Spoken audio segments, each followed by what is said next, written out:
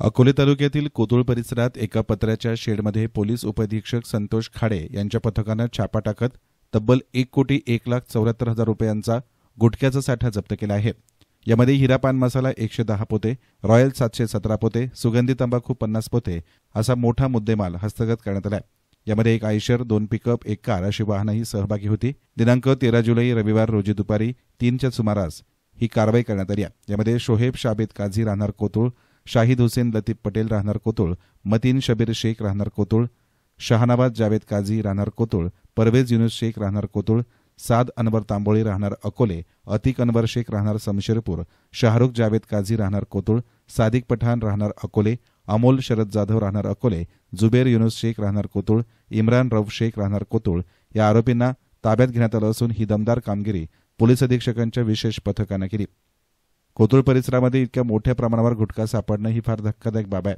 याच ठिकाणाहून अकोले तालुक्यात सर्वच ग्रामीण भाग आणि वाड्या वस्त्यांवर हा गुटखा आणि सुगंधी तंबाखू पुरवली जात होती, अशी माहिती पोलीस उपअधीक्षक संतोष खाडे यांच्या पथकाला मिळाली होती. त्यानंतर खाडेंनी हा सापळा रचला. यावेळी शोहेब काझी याच्या पत्राच्या शेडमध्ये कोट्यवधी रुपयांचा गुटखा मिळून आला.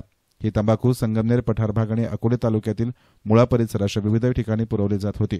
तसेच समशेरपूर, देवठाण, राजूर विभागात देखील सप्लाय होत असल्याचं समोर येऊ लागलंय. पोलिसांनी घटनास्थळाहून 1,01,74,000 रुपयांचा मोठा मुद्देमाल ताब्यात घेतला असून ही कारवाई खाडे यांच्या नेतृत्वाखाली पीएसआय राजेंद्र वाघ, पोलीस कर्मचारी शंकर चौधरी, दिगंबर कारखेले, अजय साठे, दिनेश मोरे, अरविंद भिंगारदिवे, उमेश खेडकर, सुनील पवार, सुनील दिघे, अमोल कांबळे, मल्लिकार्जुन बनकर, जाधव आणि दहिफळे यांच्या पथकानं केली. रात्री उशिरापर्यंत या प्रकरणी गुन्हा दाखल करण्याचं काम सुरू होतं.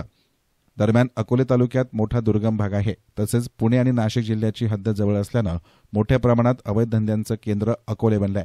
खेडेगावातील डोंगराच्या कुशीत एखादी खोली पाहतात, त्यामध्ये गांजासह गुटखा, एमडी असे नशासाठी वापरले जाणारे मादक पदार्थ विक्रीसाठी आणले जातात. यामधून कोट्यवधी रुपयांची उलाढाल होते. आता हा सर्व प्रकार पोलिसांना माहिती नसावा का?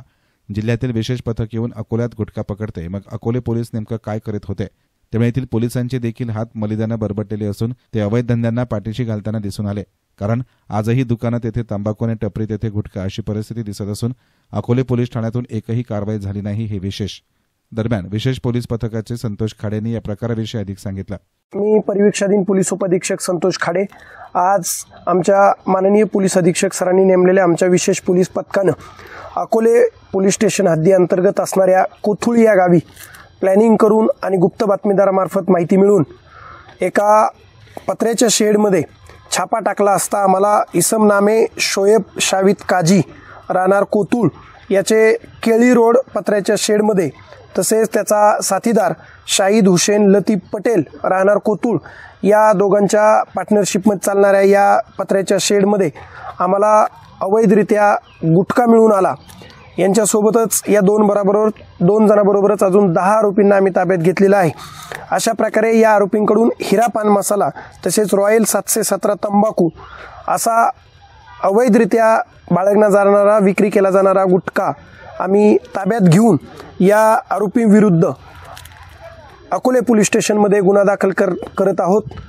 आम्ही यांच्याकडून एकूण गुटख्याचा मुद्देमाल तसेच काही वाहने तसेच रोख रक्कम असा एकूण 1,01,74,750 रुपयाचा मुद्देमाल हस्तगत करून 12 आरोपींविरुद्ध अकोले पोलीस स्टेशनमध्ये गुन्हा दाखल करत आहोत. सदरची कारवाई माननीय जिल्ह्याचे पोलीस अधीक्षक श्री सोमनाथजी घारगे सर यांच्या मार्गदर्शनाखाली तसेच निर्देशाने चालू आहे. अशीच कारवाई अकोले पोलीस स्टेशनसहित पूर्ण अहिल्यानगर जिल्ह्यामध्ये अवैध धंद्यावर करण्यात येईल. जे लोक अवैधरित्या अवैध धंदे करून गुटखा, वाळू तस्करी करतात त्यांच्यावरती अशीच धडक कारवाई करण्यात येईल व गुन्हे दाखल करण्यात येतील. धन्यवाद. दरम्यान खाडे यांच्या पथकानं संगमनेर, कोपरगाव, नेवासा, पारनेर, पाथर्डी, श्रीरामपूर, श्रीगोंदा आदींच्या कारवायांनंतर आता अकोले तालुक्यात ही मोठी कारवाई केल्यानं त्यांचं सर्वत्र कौतुक होत आहे. येसनान मीडियासाठी प्रतिनिधी स्वप्नील काळे, अकोले.